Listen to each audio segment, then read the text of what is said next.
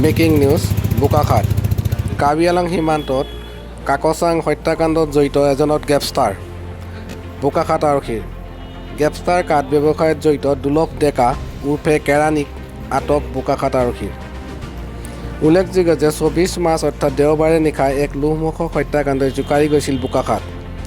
কাৰ্বি আংলং সীমান্তৰ কাকচাং নিজৰ AS095340 নম্বৰৰ বাহনখনৰ ভিতৰতে ডিঙি কটা অৱস্থাত উদ্ধাৰ ৰয়েল ৰংহাং নামৰ যুৱ ব্যৱসায়ীজনৰ মৃতদেহ তাৰ পিছতে শ কাৰ্বি ৰাইজে বোকাখাত থানাৰ সন্মুখত বহি দোষীক শাস্তিৰ দাবীত প্ৰতিবাদ সাব্যস্ত কৰিছিল আৰক্ষীয়ে সময় লৈছিল দোষীক কৰায়ত্ব কৰাৰ বাবে আৰু আজি বোকাখাতৰ কলা খোৱাৰ নিজা বাসগৃহৰ পৰা আটক কৰে হত্যাকাণ্ডৰ সৈতে জড়িত দুলভক ইতিমধ্যে বোকাখাত আৰক্ষীয়ে স্বাস্থ্য পৰীক্ষা কৰাৰ পিছতে বোকাখাত মহকুমাৰ ন্যায়িক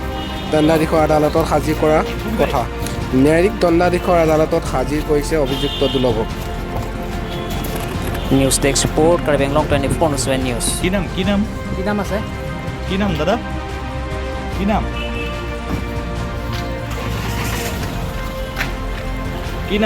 আছে কি নাম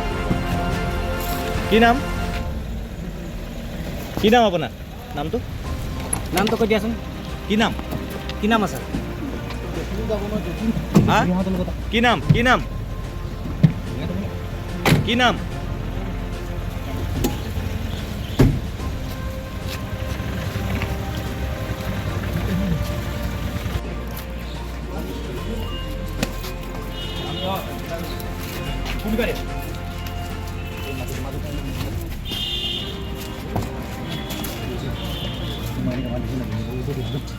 কি